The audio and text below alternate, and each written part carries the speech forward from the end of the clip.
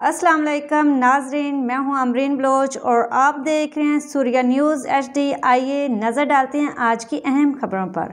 मेरे मुल्क का हर शेर दिल जवान, हर मुहिब वतन पाक वतन का सपाही है। दुश्मनों जरा सोच कर आगे आना, हम ज्यादातर शिकार की तलाश में रहते हैं। काम जिधर भी हो, अंदरूनी बैरूनी सबके लिए पैगाम तमाम पढ़ने वालों से एक मुहिब वतन पाकिस्तानी होने के नाते मेरी दरख्वास्त है कि दुश्मन हमें मजहब, फिरकेबाजी और कौमियत को बुनियाद बनाकर लड़वाना चाहते हैं और कई कच्चे जहन के नौजवानों को बरगलाने में मसरूफ़ हैं। हमें इन बातों को जहन में रखना है कि हम ना सिंधी हैं, ना बलोची हैं, ना पठान हैं, ना पंजाबी हैं, पहले मुसलमान और फिर पाकिस्तानी हैं और यही हमारी पहचान है।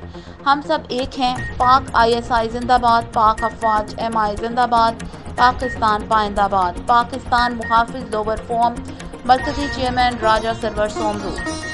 आज के लिए इतना ही। मज़ीद देखते रहिए सूर्या न्यूज़ HD।